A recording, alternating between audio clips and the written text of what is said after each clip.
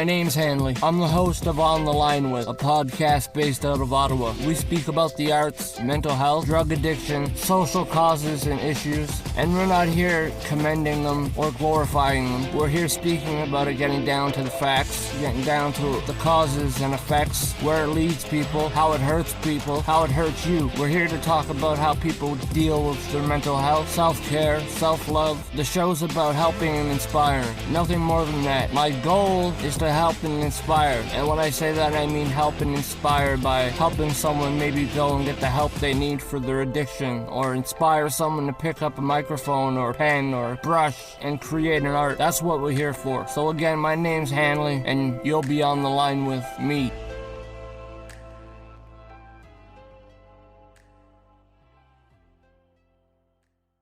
Welcome back to On the Line With. I'm your host, Hanley. Today we're here with JSTN DMND for episode 8.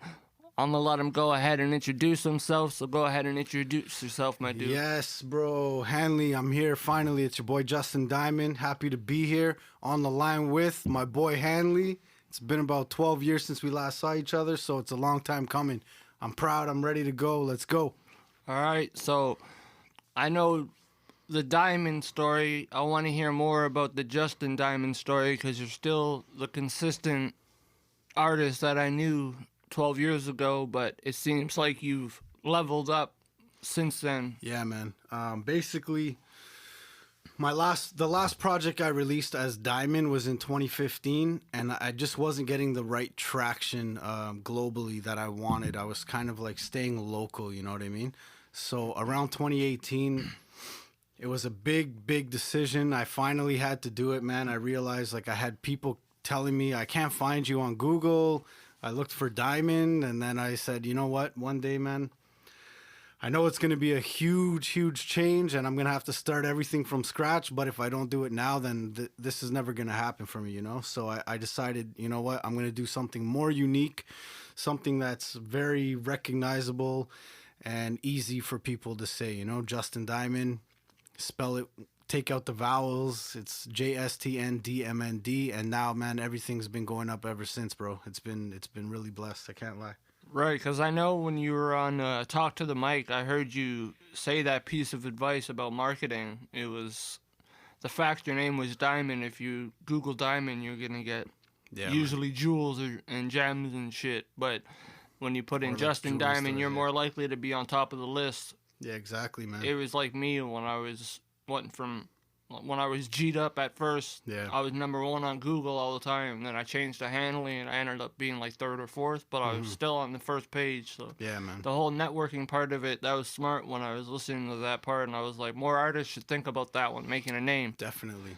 And I've told artists that. I actually have an artist that I'm working with right now that I made him change his name after probably just as long as I've been in it.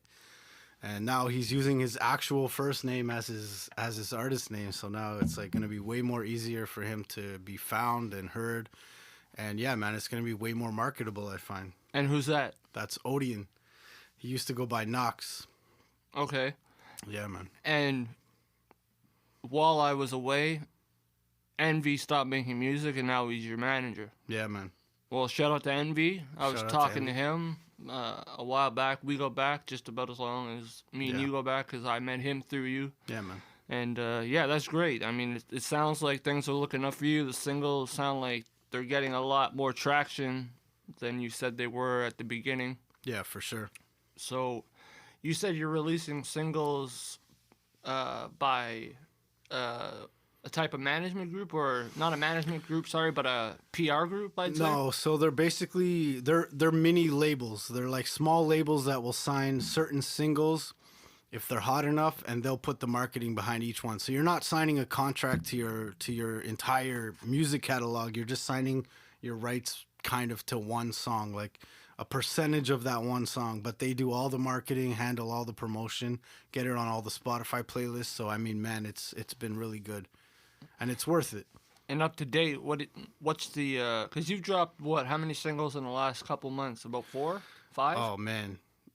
This year alone, I think I dropped over 10. Already in 2021? Yeah. And which one do you think got the most reaction, you think? This song called Beast with Aura. It's almost at 200,000 right now, and it came out in December.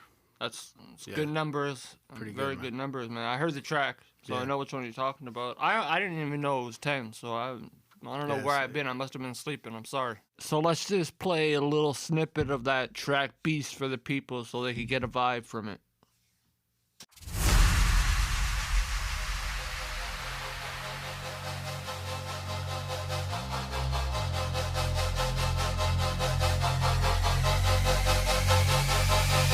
I feel I was born to get in the booth. I do it the best, I'm spitting the truth. They put $1 million out on your head. Give me the bread, give me the loot. They better pause, they tryna get near me, cause they no one touching me. I'ma defeat it. Better believe it, I'm better off sleeping. Wake up the beast, don't give me a reason, yeah. I'm about to eat them alive, I'ma survive. Act like I'm new to this shit. Get to the money and drive, hop in the ride. I'm sliding through in the whip. Bitch, I've been out on the grind. You would despise things that I do to get rich. I'm doing this on my 2 kids, ain't gotta go through what I did, yeah.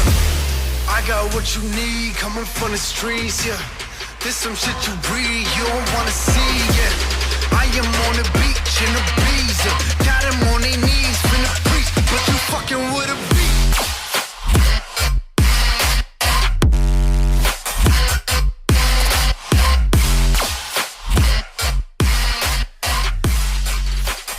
Beast, don't give me a reason, yeah. It's June.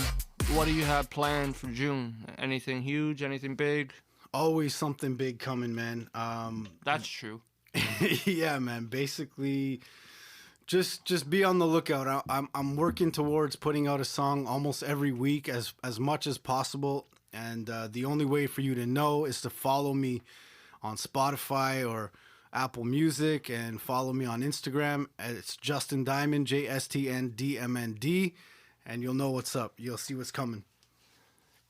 And when it comes to collaborating, we were talking about it's just a lot more collaborating with producers globally right now for you, eh? Yeah.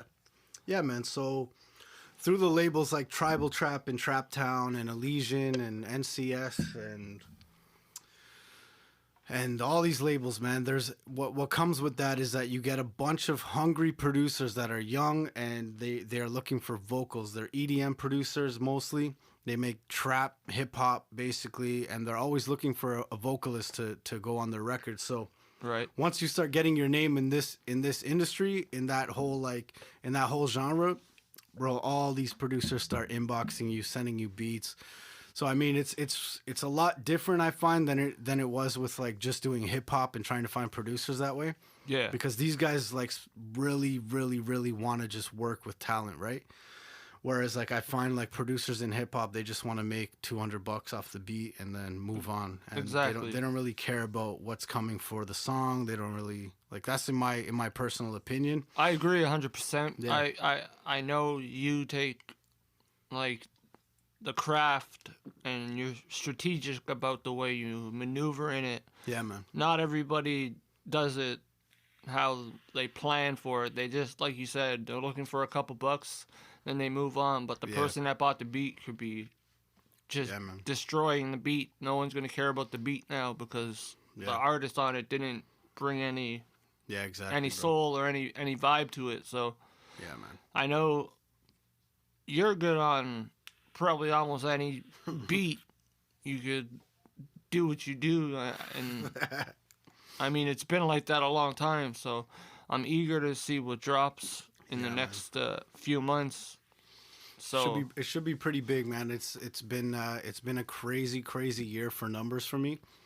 Probably actually the most insane year for numbers that I've ever done in my life, and that's like including mixtape days. Like I'm doing hundreds of thousands listeners a month, and it's just every song is catching on. Like it's doing really well, man. And I'm super happy and blessed to be a part of what I'm doing and working with the right producers, man. And it goes a long way when you really have a connection with people, man, and you want to build good music and put it out, and then you have a label backing you behind it, right? And they put all the marketing, and then next thing you know, bro, your song that you probably, like most of the songs that I thought were flops and I didn't want to put out are the ones doing the highest numbers, which is the weirdest thing for me, but I just kind of let it go, you know what I mean? Just let the rhythm take it, man. Yeah, man. Let it go how it go. But that track Jokes you did with the Brooklyn artist, how's the numbers on that one doing? Because that one, he did a lot of promo for that one, especially, and that one was a dope one. Yeah, it didn't catch on as I wanted it to. Also note that one is not a label track. That was a self-release that I did with Swift, and yeah, man, it definitely did not catch on the way I wanted it to. It did very well locally and with the radios here and stuff like that, but yeah, definitely not a global record. I was expecting a lot more from that one, but it is what it is, man. You just move on and keep moving, keep making music. Nowadays in this industry, it's hit or miss. It seems like it's either you hit it right on the nail on the coffin, or you're going on to the next one to try and find another coffin and another nail. Yeah, and I've learned, man, not to dwell on those losses, because that's it. You can't. You never know. You never know what's gonna hit, man. And that's what I mean. Like the one track that you said, I don't even want to put this out, and then the guy that produced it is like, we're putting this out. Don't worry, it's gonna fucking do numbers. And then it's like, okay, I trust this guy. I don't.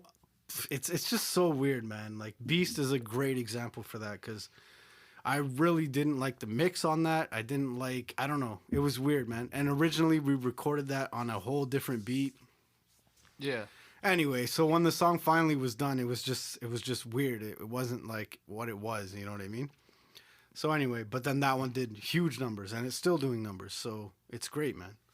It's definitely a good thing to see that your consistency is paying off, because you've always been consistent back in the day. I think we're both pretty consistent when we were doing mixtapes, because I had the home studio, so I was dropping mixtapes all the time, just jacking beats off SoundClick back in those days. Shout out Johnny Giuliano.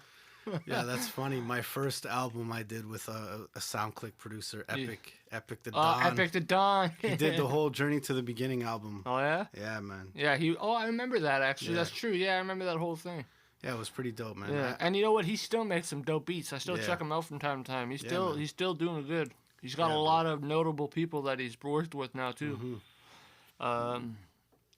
So, we're here at your personal studio right now, right? Yes, sir. So, do you do most of your work here, or do you have another studio you go to work at? No, I do everything here, bro. Yeah? It's crazy, because I have this fucking big booth that I made. And recently, man, I've just been putting my mic right at my desk like this, how it is right now, and just recording at my desk, sending it to Cardi Blanche, and he'll just mix the shit out of it, make it sound crazy. And yeah, man, it's been crazy from here, man. Cardi Blanche, shout out to him. Yes, definitely a great engineer, man. Very, very. I've always told him he had a great ear for music, man. So shout out to the homie Cardi Blanche. Mm-hmm. And yeah, no, the mixes have been great. Like you could hear it. It's crisp. It's nice. Everything blends in well. There's no hiss, no nothing. I'm recording right here like this, bro, all the time, right at my desk. That's what it is. Like if you could record at your desk and your mix, or your engineer rather, could fix that, then you got a good engineer at that moment. So yeah, man. Definitely, again, shout out Cardi Blanche. Shout out Cardi Blanche, the GOAT. Yep, definitely. Let's go. So, thinking more on music side, before you changed from Diamond to JSTN DMND, you said you took a period off where you weren't making music. What was going on in between those couple of years?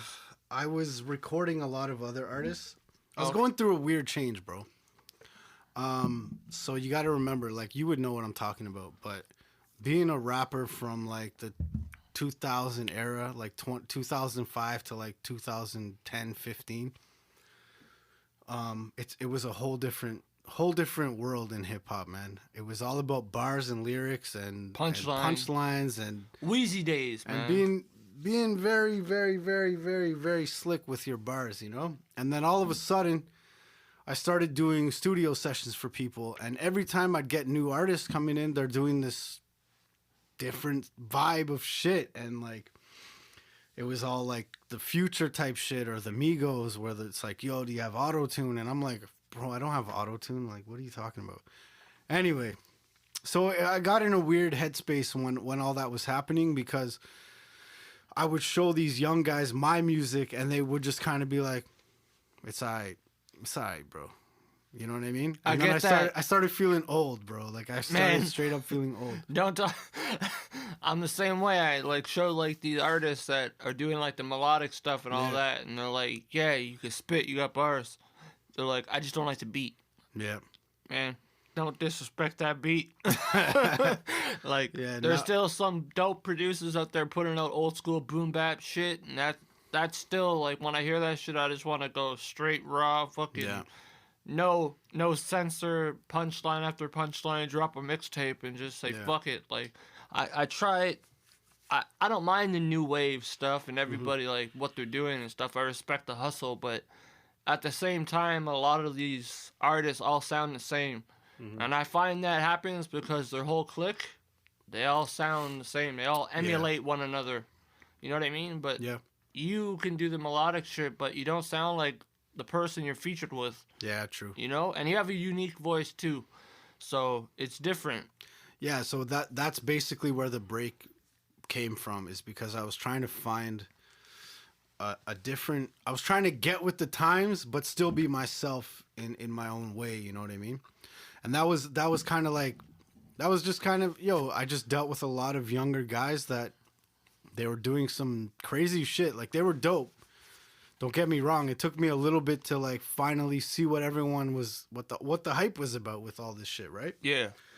But then when I did, I was kind of like, am I too old for this shit now? Like I'm 30. Like what's going on? So anyway, I just decided, I just made a decision one day, bro. I said, you know what? I have my own studio. Why not fuck around? And this is years later, right? Like I think we moved here in about 4 years ago. Okay. And when I moved here, it was like I could finally just try different shit. So I started trying auto-tune. I started putting more money into the studio, buying all these plugins, upgrading my equipment to a point where I'm like, you know what? I'll just fucking take a couple Coronas, get in the booth, start singing. And yeah, man, it was great. Like I was actually surprised with myself. And I was like, yo, if I can mix this melodic sort of tone that I have with some serious bars and the new wave kind of flows, then bro, it's a wrap. And then I did all that, and it took me a little bit to perfect it, but once I did, man, it was like I was a whole new person again. I was like a new artist, and I got that fire back, you know. And now that's what you were aiming for, right? You wanted to Yeah, but there was definitely a period where I was like, maybe I should just manage artists, you know? Like, maybe I'm that guy now. I hear you. Trust me, I feel that way all the time. Like, I came back, I wanted to make music, but I said, I'm going to start a podcast first, see how that goes. I mean, so far, we're getting a lot of traction, like, from big faces locally. Like, who knows, man? You might get some crazy new inspiration with all the artists you're interviewing. Bro. Oh, well, bro, like I said, I got some beats from a Ukrainian producer, some old boom bap shit. Yeah. I'm gonna do some old school shit. I think me and Young Stitch might have something pop off. I think me and Young Stitch might have something popping off soon too. That's good. Shout out to Young Stitch and Stealth Bomb. It's coming, bro. He's done well, man. That #1 album, Canada, moved Eminem out the order for a minute. But yeah, he's dope. Yeah, definitely. Shout out to Young Stitch. Yeah. Yeah, it's definitely good to catch up with someone who has mutual connections with me. Like, we know a lot of the same people because we were coming up at the same time. I mean, well, you were doing it a little bit before me. Yeah. And then, like, when I was younger, you were like, just say it, bro. You looked up to me, bro. Yeah. You looked up to me. Yeah. You want honesty? It's true. You're the big head when I was coming up, starting the music. So like anybody, it was man. Diamond and Belly. Oh shit. So I was like, I don't know, man, and it was always Diamond for me. That's what's up. No disrespect to Belly, but shout out Belly anyway. Yeah, shout out Belly. Fucking guy, bro. Got to put on Ottawa a little more though. Yeah.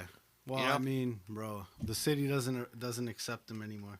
It's very true. It's weird. He's done some fuck shit to earn it though. No disrespect. I'm just saying what the sources say.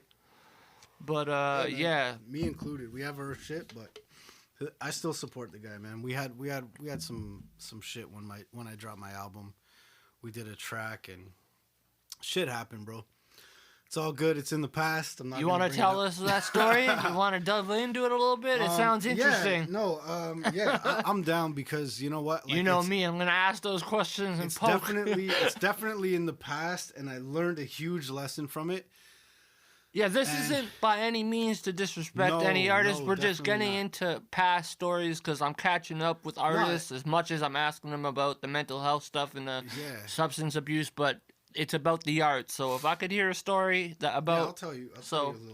Here's a little story from Justin Diamond. No disrespect, because I grew up around these guys, and I definitely looked up to Belly and Masadi and Vico and all these guys, Young G.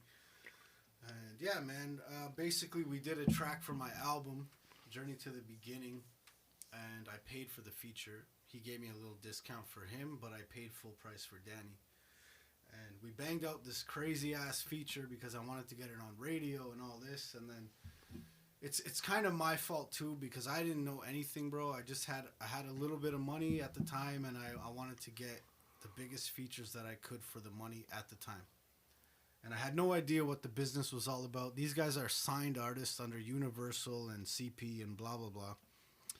So when it came time to releasing the track, I hit up Tony about some SoCan splits. And then Tony had no idea what the song was or what I was talking about. So I sent him the song, and then he tells me, yo, did you get it cleared with the label and Universal? And I'm like, bro, I have no idea what I'm doing.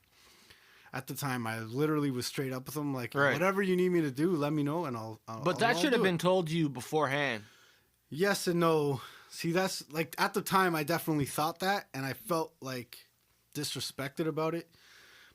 But now, it's like, bro, these guys were signed to you under Universal. Like, I should have known this. Like, if you were in the game for real, like, I know now because of that situation. But, But yeah, there's still something you got to do. It's called clearing the record. And if you want to get it cleared for the US, for example, it costs a lot more than if you just want to get it cleared for Canada. So there was a big thing. Anyway, I didn't end up clearing the record. I still put it out on on the distributor and Spotify and all that, but yeah, man, I ended up taking the album down, not because of that, but because I changed my name. Right.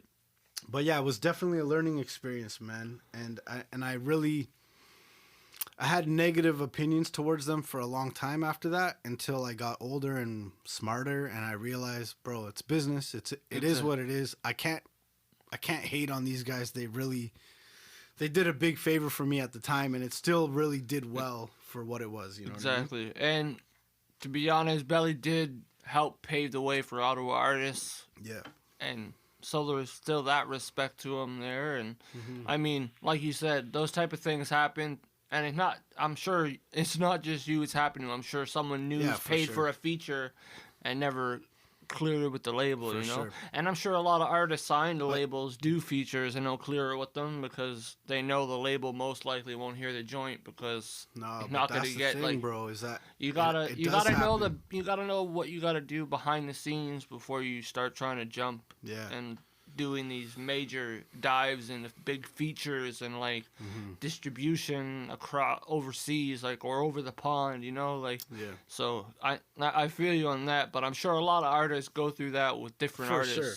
So I think people still go through that today. So what would you like if you had to give an advice to a younger you right now about music? What would you say with all that in mind? About music or about features? Well, about all that in mind. Here's what I'll say about getting a feature with an artist who's kind of big and almost about to blow up, or that's actually blown up in the country that you're in, like Canada, is that if the artist really is looking for that pay cut up front, make sure, if you have the money, bro, just make sure you talk about the clearing the record through the label. And if there's clearance, and basically, if I was you, I would try to build relationships, because we have so much. So we have Instagram and all this stuff, man, where you could just like build your name and you could DM artists and I would say build a relationship with a blue check artist that you like, if you can, I mean, just do 100 DMs a day until you get one that hits you back and actually fucks with your music. And if you could work with the artist who will just say, yo, I want to work with you, obviously that's the way I would do it, because Definitely a plus if they say they want to work hell with yeah, you. bro. So Because, man, you never know what you're going to get for that 5K or 10K that you're paying for an artist feature. They might throw you a verse they did on the last fucking collab they did, you know? like a little secret that I have that I never really mentioned to anybody because it happened just before I stopped making music there for that decade almost, is Kendrick's engineer mixed by Ali. Me and him had a connection on Twitter where we back and forth all the time talking about sound engineering and shit. Yeah. So like he started giving me tips on what to use and how to edit my stuff, so my stuff started sounding better. Then he started asking me to send him the stems so he could see it. So we have a connection still. He doesn't follow me now because I deleted everything, made a whole new account. Yeah. So I reached out to him anyway. We're hoping to get him on the podcast because he said whenever you do anything, let me know, and if I could be part of it, I'll be part of it. Yeah, so if we could get Mixed by Ali on it, then I mean that'd be fucking dope. I mean, yeah, we even have Clubhouse now, man. That's open to everybody now? I don't believe so, but I mean, man, I have like multiple invites. I always, and anytime I see anybody on Facebook or Instagram saying like who has a Clubhouse invite, I'll just send them it, because the more you go into rooms and join into conversations, the more invites you get. So I mean, yeah, it's a very unique tool if it's used the right way, and if you have the time, man. Like if you just want to, like I'll put it on during work. Like I'll be sitting at my desk doing some work, and I'll just have like a room with whoever's in it. But sometimes I'll raise my hand if I want to jump in on a topic, but then I'll be in a room with like big artists and producers and engineers, and next thing you know, you're talking with like Royce the 5'9" and Bishop Brigante or whoever, you know what I mean? Shout out Bishop Brigante. Yeah. It's been a minute since I've seen him. I think I saw him. I think he was at the Joe Budden concert that I opened for. I'm not sure. Oh, damn. But yeah, moral of the story is use the tools that you have. Try not to just reach out to artists that don't even know you or take a second to even listen to you, just to give them money to jump on a song. And yeah, man. And don't start your conversations off with your song first. Yeah, definitely. I hated that. Yeah. Check my song. Yo, can you say hello first? Yeah.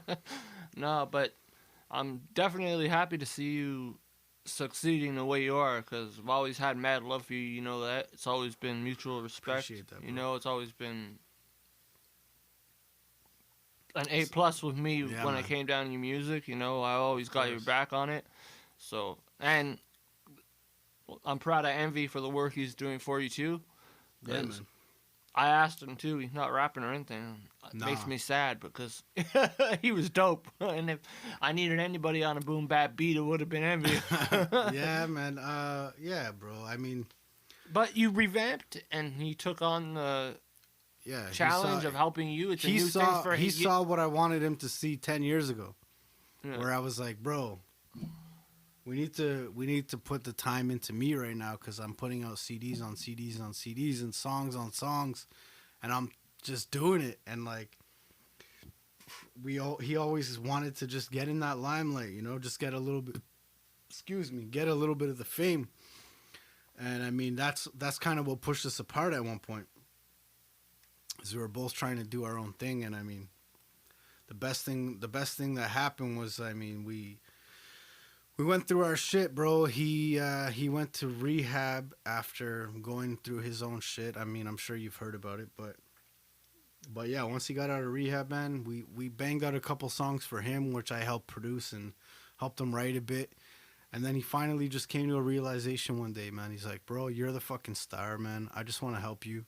It's always been that, and that's what it should have been from day one. And I was like, yes, bro, let's fucking go. You know what I mean? Yeah, and you guys go way back as just friends, though, eh? Like before the music, or? It both happened at the same time. We literally started being friends in like grade 9 and started rapping together like right away. Yeah, so I knew mean, you guys went way back because you're originally a Southsider, right? Yeah. So we both went to St. Pat's, bro, and we good both old used St. to do, Pat's. We both used to do the ciphers and the freestyle battles outside the school, and Same with me at Lester B. Pearson, bro. That was me doing ciphers, getting laughed at from everybody, hated on, and then a couple years later, they're all fucking in their playlist. you got to get through that one level of hate and laughter. It's worse when you're a white rapper, because it's always the kids who are like, oh, another white rapper, Eminem. Well, not now. Yeah, back then, for back, sure. I'm talking back then. Nowadays, no. Nowadays, totally, it's like totally more. It's almost like you see more white rappers, man. Yeah. I have more white rappers hitting me up to be on the podcast. I'm like, yo. I know, it's crazy. Everything changed, man. No disrespect to white rappers. I was once one. Yeah, man. It's definitely good catching up with you music-wise. Yeah, man. But what I want to do is get into maybe some talk about mental health and like maybe not the negative side, because we were talking and you said you have some positive ways that might help someone cope with it. So I mean, if you're willing to provide that, someone might get help or even inspired by just listening to us talk about your music. Whatever it does, it does. Yeah, of course, bro. Let's get into it. What did you have in mind? So when you say you have like you found a way to personally deal with it, if you hit that fork in the road where you have a little bit of a mental health issue going on, nothing major, but maybe you're just down about something or you're just stressed about something, how would you what would you recommend for people struggling to do? I mean, first and foremost, man, one of the biggest things that I learned to do is meditation, man. I'm fortunate enough to have a guy that I work with and I know personally that will call me probably 1 or 2 times a week and just say, yo, I want to do some meditation. Let's just do it right now. So yeah, he'll do it. Like he does it live. Like he wants to record some meditation, like guided meditation. And yeah, man. So he'll call me up on like a Google Meet or a Zoom call and then just play his music and we'll just fucking meditate. And yeah, bro, like that shit clears your mind and you really go to a different place, man, and you get to really think and think about positive things, man, and it really brings you into a new light. And then when you come out of that shit, and once you start doing it more and more often, it really takes an effect on you. Like you'll come out of it and you'll be like, okay, now I'm ready. Let's fucking record a new song right now. Right. You know what I mean? That's what I was going to ask when it comes to what you said, meditation. Like, if you plan on recording the next day or something, you meditate the night before? I'll meditate 15 minutes before I record, bro. Okay. Yeah. And you in silence or music or? Well, I'll either if he calls me up and he says he wants to test out one of his guided meditations on me, yeah, I'll do it right then and there whenever he wants. Okay. But yeah, definitely one good practice if you really want to get into the right mindset for the day is just get up before anybody in your house. I don't know if you have kids or not. Me, I have 2 kids and a wife, so I try to get up before anybody and just come down here and just fucking sit in my zone in silence or with like some music from YouTube. Like you can search anything. And just try and think of some positive things and just be grateful for what you have, because I mean, even you never know, man. Like the stuff you have right now is a lot more than you had probably 5 years ago, 10 years ago, and you just think like, holy shit, I'm blessed. Like I have a house, I have a roof over my head, I got kids, I got food on the table, I got a car, I got all this equipment around me. Whatever it is that means something to you, even if it's the smallest thing, just be grateful. And the more grateful you are within that meditation, it's like, it's crazy, bro, what it can do for you. Just like really opens your mind to be like, okay, like it's a great way to start your day. Yeah, it definitely separates the good and the bad when you're zenned out and you're focused on the positive things in life. Yeah, man. Like, don't get me wrong. I'm not preaching meditation. I don't do it every single day. No. But it is something that like sometimes I'll be killing a week working, doing music. I won't even think about it. And then my boy will just call me out of nowhere on like a Monday or a Friday or whatever. And I'll be like, yo, you're right. I need it right now, actually. Cause yeah, like you fall off. I mean, and all you just have to just push yourself to kind of do it whenever you can, if you can, because it helps, man. Yeah, and it seems like it works to your benefit if that's what you're using Yeah, as your tool, and it's good that you have someone in your circle like that Yeah, brings for that sure. type of energy to you, Yeah, man. because your whole circle can't all be focused on music, or that's the only thing Yeah. that your wavelength is going to be focused on. Exactly. Which it is, because it's Yeah. half your career basically, or Yeah, man. you know, so, and you're trying to level up each time you do something, so Mm-hmm. I think the meditation for you will help, especially when you're back to performing. I'm sure meditating before a performance will course, yeah. definitely make you get into that vibe a lot harder than Yeah, if you for just sure. went on there with a few beers or something. Yo, that's crazy. Yeah, that I never even thought of that. It's because like I only started doing this during this quarantine in the last year. Well, when you do it, thank me later. Yeah, man, that's actually a dope idea. Hopefully we do get some live shows back soon. It's been very quiet. I don't think we will. Me neither. Unfortunately, do not think we will be getting back to live shows soon. No. You find that the whole COVID situation's done any toll on your mental health? It's made me go harder than ever. You know what? You know what it actually did for me? It made me focus on myself because I wasn't recording other artists anymore. Right. Do you know what I mean? Yeah, I So hear like you. all my extra time after work, like I was working from home, and then after work I have this empty studio all to myself, and then finally, bro, it just clicked one day. I said, you know what? This is a sign right now. Like this is my time to focus on me and do what I love and just fucking kill it. It's now or never. Yeah. So from that day, and I think it was very, very early. It was probably around, like we started lockdown. I think it was last March. March And I 11th think- last year. I yeah. think by April, I was already fucking recording songs after songs, and I was already making the connections on Instagram, hitting up everybody I could, all the producers that were involved with Tribal Trap and Trap Town and whatever. And by June, I already had an arsenal of songs ready for like September, October, November, December. Right. And yeah, because when you release through the labels, they push it for like months ahead, right? Yeah. So yeah, you have to like keep building your catalog in order for you to keep going. Like And you have to be way ahead of time, Yeah. right? So like stuff didn't start happening for me until about September of last year because I was building from April of last year, you know what I mean? So it's Right. like I had all those months of music that I was working on, and then they were finally getting put out by the end of the year. And I only had 2 or 3 that came out in 2020, and I still did over around 30K streams for my first like 3 songs that I put out. There you go. Not bad. Right? So I mean, it was really dope. Yeah, that is dope. Very dope. But yeah, so what I was saying was like during that time, I realized, man, like if I'm not recording people, I need to focus on me, and it's now or never because I'm like 33 now, and yeah, bro, it's now or never. That's literally what I would tell myself every day, and I just started going hard. Definitely. I hear what you're saying. Yeah, man. Back to the beginning of the mental health talk, you were saying you're Yeah. doing the speed and whatever like that.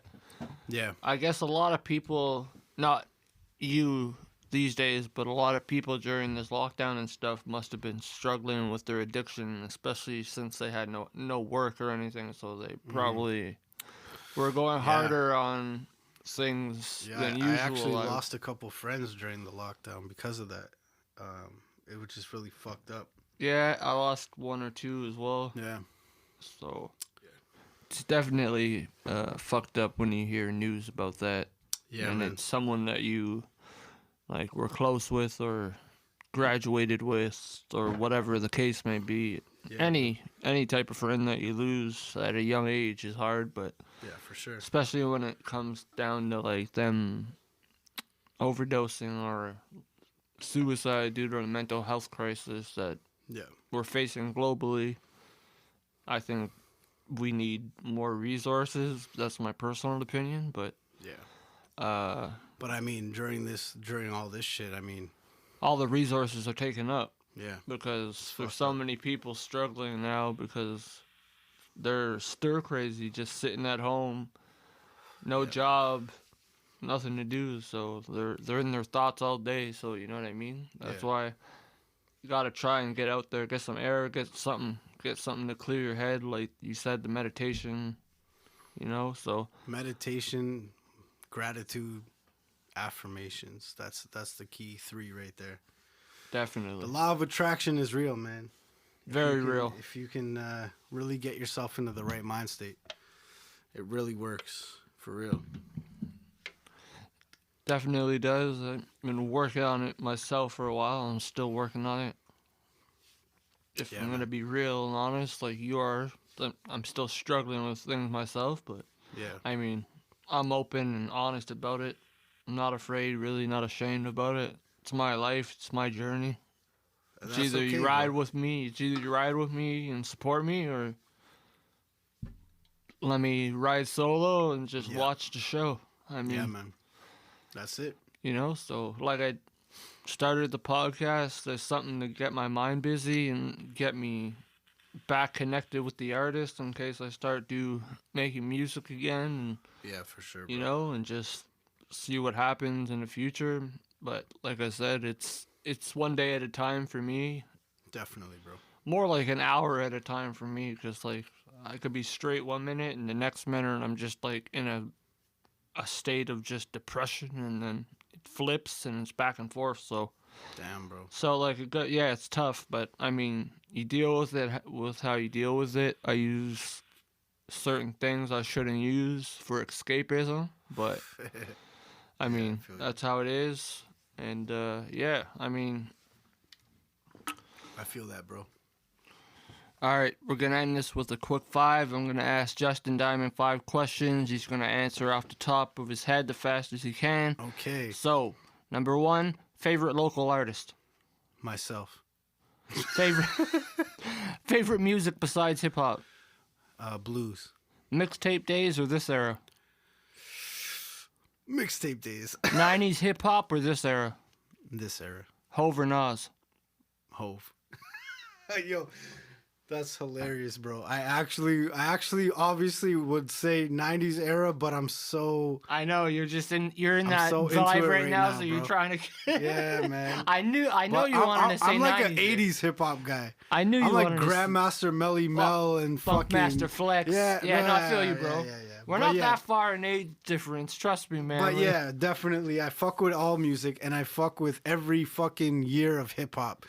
So I can't say one or the other completely, but off the top of my head, I really do enjoy the hip hop these days. It's on a different level, and I can still do my bars, you know what I mean? So that's it. That's all I got to say. No, definitely. The new vibes are good and stuff. It's just, you know, I'm that old head who's still stuck on that 90s shit. And, same, bro. You know? But and I know deep down you wanted to say 90s, so that's why when I said the question, I just looked at you like, come on, you just said mixtape days. I did want to say it. I did want to say it. It's but all good. I do miss pushing mixtapes out of my backpack. Man. It was a real grind back then. Releasing them online, just download them. Mm-hmm. Remember that? Just... Here you go. Here's the link. Download it. And you just sit there all day looking at the numbers. Download it. Yo, Hanley, send me your MySpace link, bro. We'll link up, okay? You're going to be my top 8, bro? I think you're still in my top 8. I don't even know my password anymore. I think we did. We met on MySpace, and I'm like, yo, I'm going to put you in my top 8. You're going to do the same, right? Yeah, of course. And then I was waiting until you did it. I'm like... He's big in the city, and I don't believe this is gonna happen. I'm gonna wait. Shit. And I saw it, and I'm like, all right, I refreshed the page. Cool. But my MySpace numbers were big back then, bro. Me and you have big numbers. I think in Ottawa, our like, even though I wasn't as big as you were at the time, my numbers were like at the same height because like for some reason one track just blew up one day, and I did those bulletins, and it spammed people like. Check this out now. It was dope back then, man. That's all we had, though. Yo, I use MySpace music if I could still, man. Tom was the shit. It's so weird now, though. I know it's different. I can't log in. I don't remember shit, but I still have a page that I want to delete for the like. Yeah, there's too many memories online. They actually had a big fucking data loss, so all your old music that was uploaded got lost. If you go on right now and you go try to play your old songs, none of them play because they lost a bunch of data in a big friggin'. Well, thank God. Yeah, no, straight up, yeah. Well, I hope they lost my photos on that shit too. Yeah, no, they did not. No, that's jokes though. That was definitely a good fucking quick five. Definitely funny. Sorry, I just dropped my vape. I'm not gonna lie. Don't worry about it. It's all good. You keep it real, raw, and uncut. All right, man. All right, so I got a track for you. Yeah, this has been episode 8 with Justin Diamond. He's gonna lead us out with a track. I'm gonna let him introduce it, and like always, I'll see you in a couple weeks for episode 9. And let you know who will be on episode 9 in a week or so. So, all right. Let's go. I'll let him introduce it. All right, you know what it is. Justin Diamond, I got to say, I appreciate you for putting me on, Hanley. It's been a long time coming. Yes, sir. I mean, this was a dope episode. I hope people get something from this, man. That's all I really care about at the end of the day, if I help one person. Like I said, man, our goal on this podcast is to help and inspire. If we help someone get help for their struggling mental health or addiction, or if we inspire them to pick up an art, paintbrush, or a mic, then go do it. Channel your emotions, because that's the best way you can do it. Art is for that, man. It coincides with everything that you're feeling. You can put it into your emotions. You know what I mean? So definitely. So yeah, basically on that note, I'm gonna end it off with this track called "In My Head," and it's produced by the Darp and Stribo from Portugal. And of course, your boy Justin Diamond is on the vocals, killing it. So I'll leave you with that. This one's called "In My Head" again.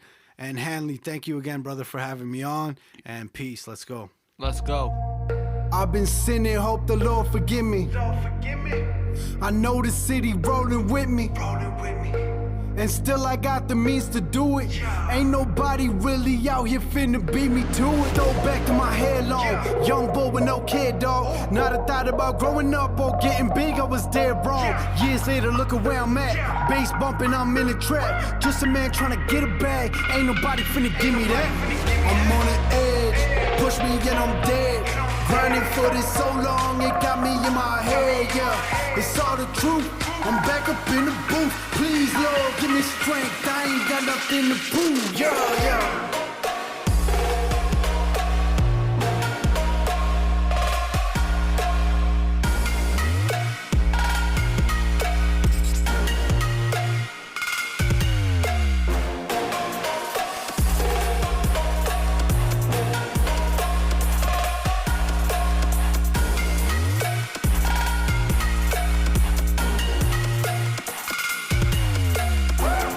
I've been overzealous. I ain't never needed no acceptance. Hip hop hit a new wave and this shit had me feeling old as ever, just being honest. Tom Brady got this rap shit, I'm coming for the record. All wins, I don't take L's till these mumble rapping days over. I'll be writing real shit, but they don't get the message. All these emo rappers trying to get attention. Stressed out, second guessing on my second guesses, man. There I go again, Lord, get me out of my head.